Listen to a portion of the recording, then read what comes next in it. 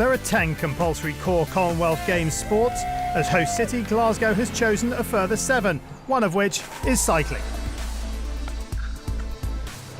Cycling's been in a lot of the past Commonwealth Games. It's a popular sport, it's good to watch, it's fast, you're close to the action. And with the most successful British athlete being a track cyclist, it was a no-brainer, they had to have it. I'm really looking forward to seeing athletes compete at the Sir Chris Soy Velodrome. Named in honour of one of the world's greatest ever cyclists, I think that will hopefully inspire athletes to be able to go on and perform at their best and be able to be the next big name in Scottish cycling or Commonwealth cycling. It's a sprinter's track, it's got longer straights, and this is more beneficial to a sprint type of race. Chris Hoy is a sprinter himself, so it's an ideal track for the type of riders that have come out of Scotland so far. Cycling is one of our sports that fully integrate para-sport medal events into the program. We will host 2 medal events for men and 2 for women, the 1,000-metre time trial and also the sprint. And that will be for the B tandem athletes, those with a visual impairment that compete with a sighted guide or a pilot that cycle on the front of the bike for the athletes. It's important that paracycling has been included in the Commonwealth Games because this is the first time I've ever been able to compete for Scotland.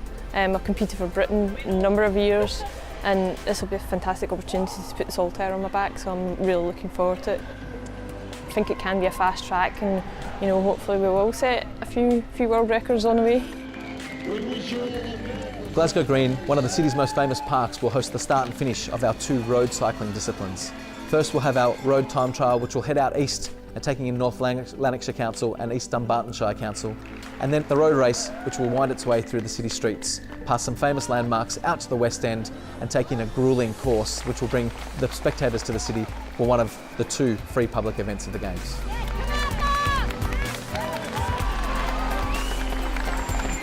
The mountain bike event for the Glasgow 2014 Commonwealth Games will be hosted at Cathcombe Braes on a purpose-built mountain bike course. One of the unique features is the proximity of the venue to Glasgow. It overlooks the city centre.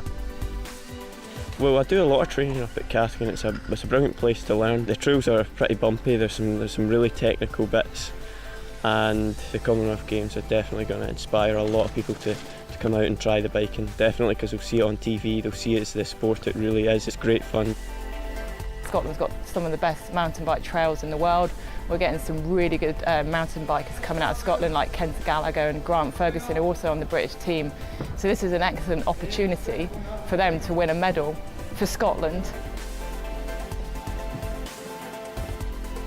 If there was no Commonwealth Games, Scottish cyclists who weren't on the British programme wouldn't get funding.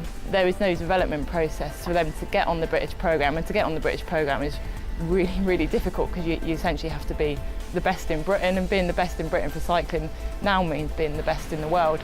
So for that aspect, it is vital for the development of the sport in Scotland. If they didn't have it, I don't think there'd be as many Scots progressing through the ranks and eventually getting on that British team.